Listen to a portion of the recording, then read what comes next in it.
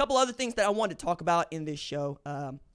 Colorado kind of touched on this, but if you have been paying attention, this bye week is the best bye week that Colorado's ever had with Coach Prime as its head coach.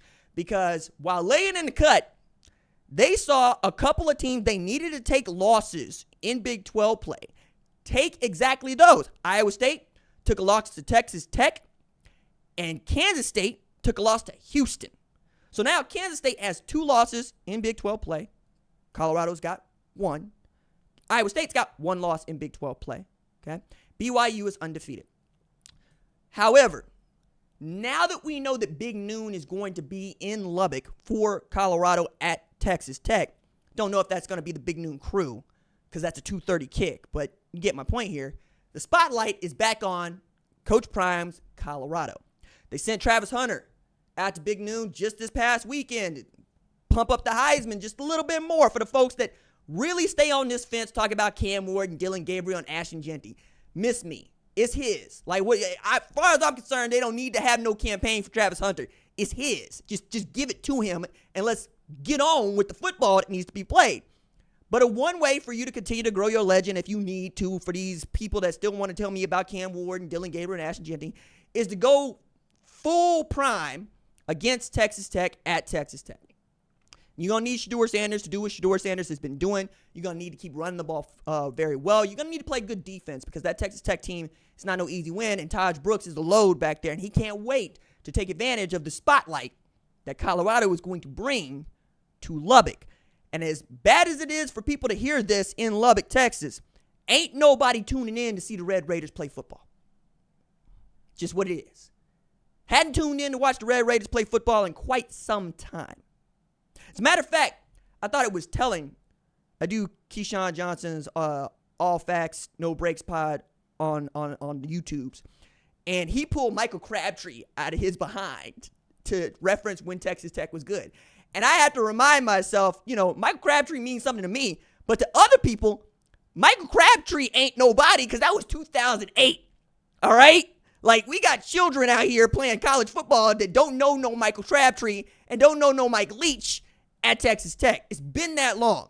We want to talk about Cliff Kingsbury and Patrick Mahomes, cool, but he wasn't a superstar in college the way he was in the NFL or is in the NFL. And the game that people talk about is the 2016 one, where both Oklahoma and Texas Tech decided, hey, defense is optional today. And by that optional, we mean y'all take a break. Patrick Mahomes is going to put up 734 yards of offense. And we're going to let Baker Mayfield, Samaje Perine, Joe Mixon, and Dede Westbrook go to work. That's the last time we got to think hard about Texas Tech and what they might be about.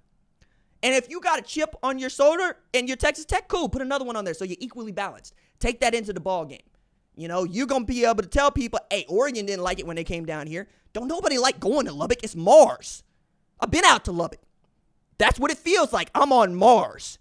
It ain't no great feeling. It feels like the home team got even more of an advantage on the way to get there. Don't drive into there. You just going to be feeling the willies the whole time. It ain't no good feeling for me to be driving out there by my damn self.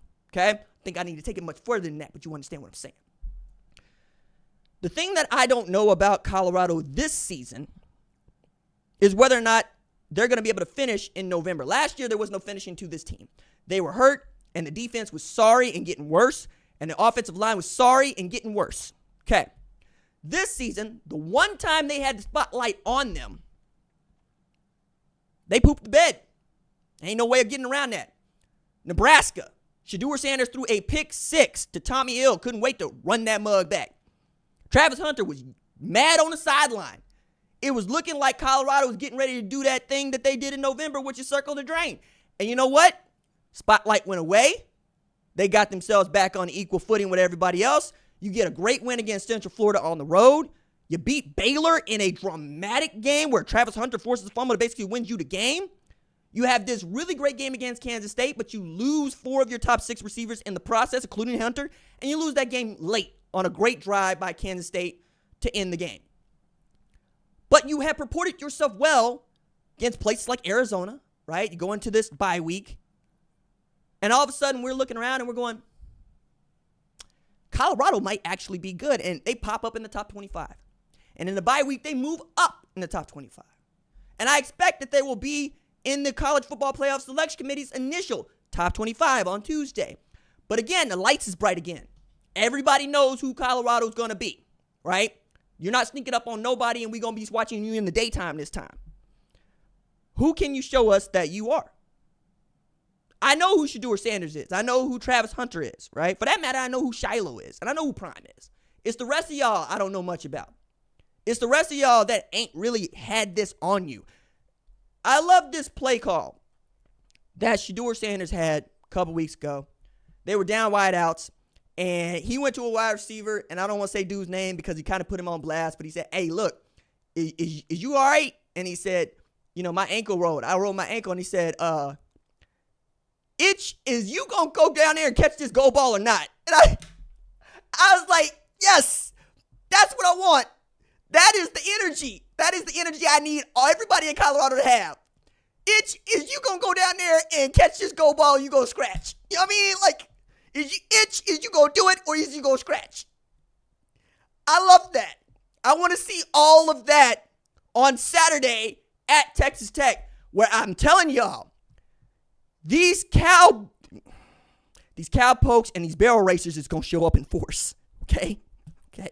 You're going to have some people that think bulldogging is a way of life. Team roping is a way of life. There is some lady out there who's going to be wearing this belt buckle that she won at a barrel racing championship just last Saturday. They want this in the worst way. This is also the program that uncovered, hey, we can hack coach to helmet communication. We got it on tape. We have sent it into the Big 12. We can do it. Anybody else can do it. We're looking for cheaters. We need every advantage we can get. They not playing when they got that lady playing like cosplaying Zorro on that horse. That is how they live. That is how they get down. And they got a dude that they get behind in Joey McGuire who knows exactly how to coach a football team. I'm telling y'all, yes, Colorado can make the Big 12 championship. And yes, there's a road for Colorado to make the college football playoff.